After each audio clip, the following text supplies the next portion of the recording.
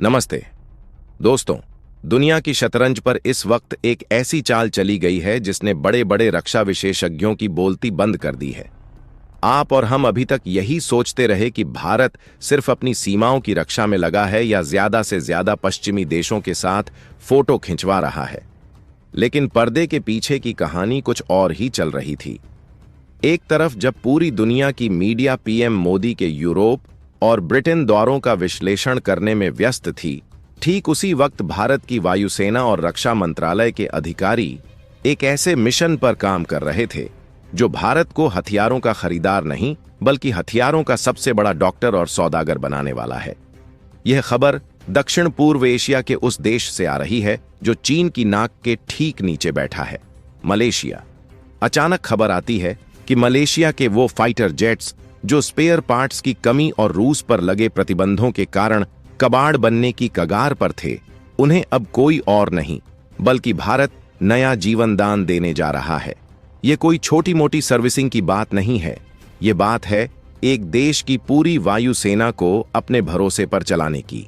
लेकिन रुकिए, कहानी में असली ट्विस्ट यह नहीं है कि हम उनके जहाज ठीक करेंगे।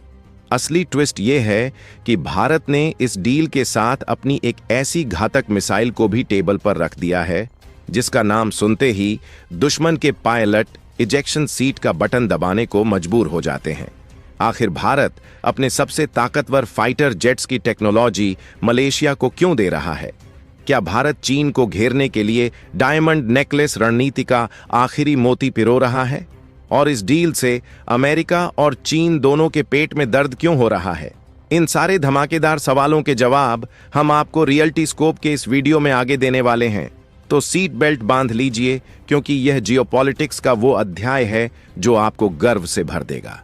वीडियो को अंत तक देखिएगा और भारत की इस नई कूटनीति पर अपनी राय कमेंट में जरूर लिखिएगा। तो चलिए अब इस सस्पेंस से पर्दा हटाते हैं और मामले की तह तक जाते हैं। बात दरअसल यह है कि मलेशिया के पास 18 सुखोई 30 MKM फाइटर जेट्स हैं। यह जेट्स लगभग वैसे ही हैं जैसे भारत के पास सुखोई 30 MKI हैं, लेकिन पिछले कुछ सालों में, खासकर रूस यूक्रेन युद्ध के बाद, मलेशिया इन विमानों को उड़ाने में भारी मुश्किलों का सामना कर रहा था। वजह? पश्चिमी देशों के कड़े प्रतिबंध। रूस से ना तो स्पेयर पार्ट्स मिल रहे थे, ना ही टेक्निकल सपोर्ट। हालत यह हो गई थी कि मलेशिया के यह बाहुबली विमान सिर्फ हैंगर की शोभा बढ़ा रहे थे। चीन और अमेरिका दोनों इस मौके की ताक में थे। अमेरिका चाहता था कि मलेशिया अपने रूसी विमानों को कबाड़ में फेंक दे और उनसे महंगे F-18 खरीदे। चीन चाहता था कि मलेशिया कमजोर पड़ जाए ताकि वह समुद्र में अपनी मनमानी कर सके। लेकिन तभी एंट्री होती है भारत की। हिंदुस्तान एरोनॉटिक्स लिमिटेड HAL, यानी हमारी अपनी सरकारी कंपनी ने मलेशिया के सामने एक ऐसा प्रस्ताव रखा जिसे सुनकर वहां के जनरलों की आंखें चमक उठीं। भारत ने कहा, चिंता क्यों करते हो? तुम्हारे पास सुखोई है, हमारे पास भी सुखोई है। रूस नहीं दे पा रहा तो क्या हुआ? हम देंगे तुम्हें स्पेयर पार्ट्स, हम करेंगे तुम्हारे जहाजों को अपग्रेड और हम बनाएंगे उन्हें आज के जमाने का सबसे खतरनाक शिकारी। भाई साहब, यह प्रस्ताव नहीं, ये एक मास्टर स्ट्रोक था। भारत ने मलेशिया को ऑफर किया है Su-30 MKM अपग्रेड पैकेज।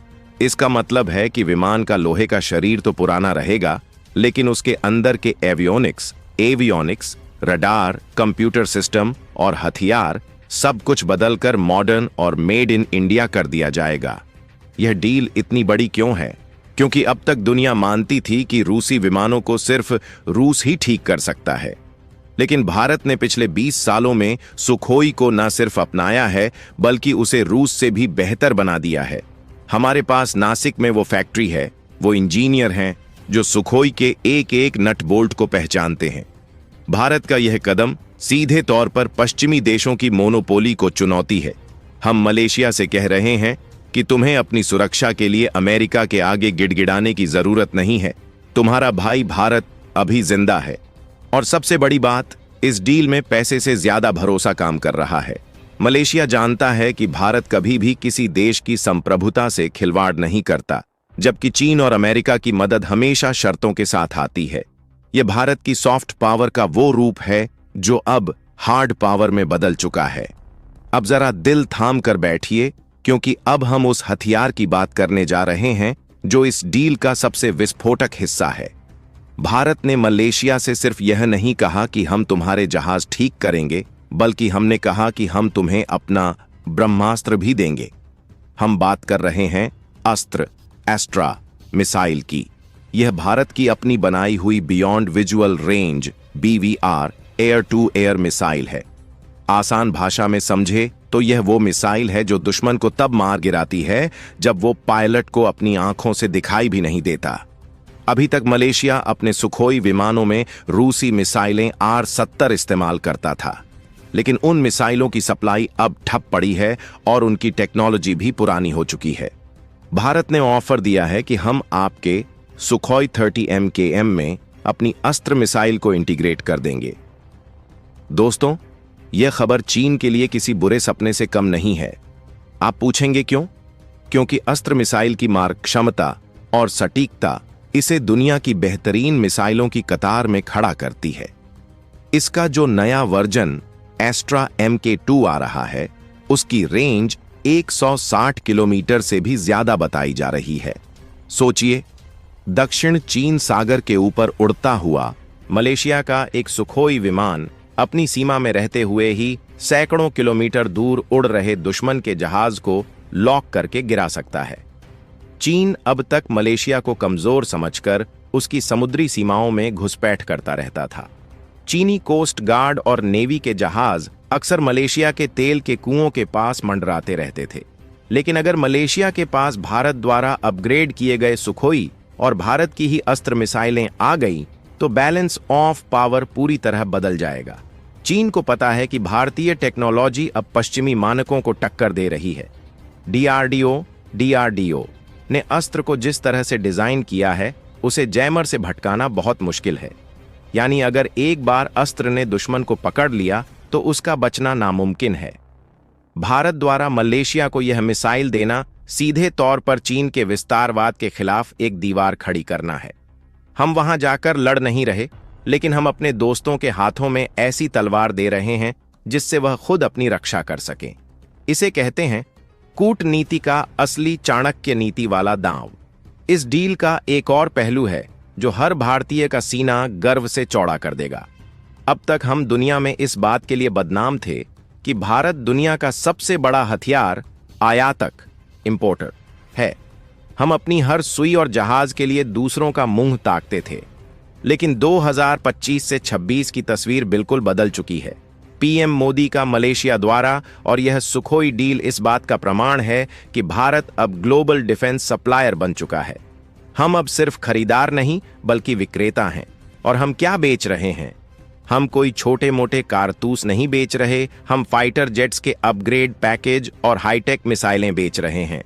जब भारत अपने सुखोई बेड़े को सुपर सुखोई में बदल रहा है, तो उसी रिसर्च और डेवलपमेंट का फायदा हम दूसरे देशों को देकर अरबों डॉलर कमा रहे हैं। इससे हो क्या रहा है? जो पैसा हम अपनी रिसर्च में लगा रहे हैं वह वापस आ रहा है। इससे हमारी डिफेंस इंडस्ट्री को और मजबूती मिल रही है।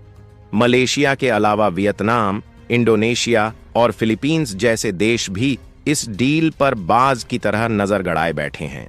अगर मलेशिया में यह प्रयोग सफल रहा, जो कि होना तय है, तो लाइन लगाकर बाकी देश भी भारत के पास आएंगे, क्योंकि सबके पास रूसी हथियार हैं और सब अमेरिका की दादागिरी या चीन के कर्ज जाल से बचना चाहते हैं। भारत उनके लिए तीसरा और सबसे सुरक्षित विकल्प बनकर उभरा है। HAL के अधिकारियों ने संकेत दिए हैं कि इस पैकेज में सिर्फ मिसाइलें नहीं, बल्कि भारत में बना उत्तम अट्टम AESA रडार और मिशन कंप्यूटर भी शामिल हो सकते हैं। यानी जहाज का बाहरी खोल छोड़ दें तो अंदर सब कुछ देसी होगा। यह भारत की इंजीनियरिंग क्षमता का लोहा मनवाने जैसा है। जिस देश को कभी संपेरों का देश कहा जाता था, वह आज दूसरे देशों के फाइटर जेट्स का ब्रेन ट्रांसप्लांट कर रहा है। इससे बड़ी कामयाबी और क्या हो सकती है? यह डील भारत की अर्थव्यवस्था में एक नए इंजन की तरह काम करेगी।